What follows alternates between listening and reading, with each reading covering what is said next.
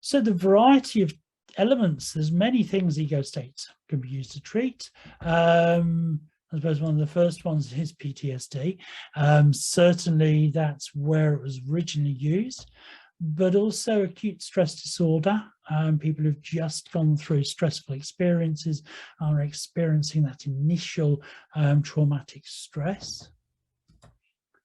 There's eating disorders, so the ego state that is driving the eating disorder, the ego state that is holding on to the emotion, the one that's working, the one that's learned the behavior of pushing down or of eating to push down emotions and so on, which is quite often what something like, for example, bulimia is, or the ego state that's holding on to this strong sense of control, and the only thing it can control is eating, which is the one that you see in anorexia. Similar to eating disorders, but different. Obsessive compulsive disorders, the ego state that looks at, is holding on to the obsessional thoughts, and the compulsive, and another one that holds on to the compulsive behavior or behaviors. With psychosomatic disorders, those disorders where you've got somatization of a disease state, pain or something like that, for which there is no known cause. Remember, no known cause, we must make sure they have been diagnosed properly. And that might be an ego state that's hidden somewhere in the underlying state saying, hello, I want to be recognized and no one's listening to me, therefore I'm bringing this pain about, I'm bringing this issue about, or this habit, this tick, or whatever it might be.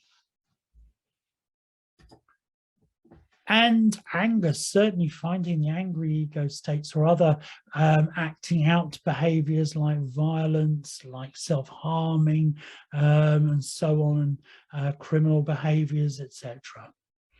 Because it might have something to do with something that happened in their childhood.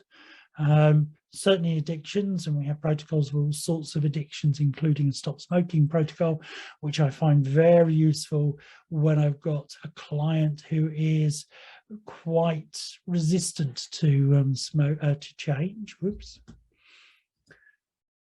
Complex weight management, yeah, we can do standard weight management, complex weight management, so where people are eating as a means of coping with stress and anxiety, and so on.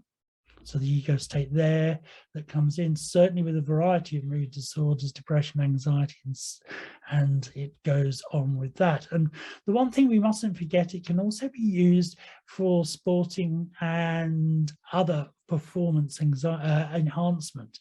So it can deal with the negatives, but you can also work with ego states that perhaps have lost contact with the executive, but they're there and they could be used to improve performance in a positive way.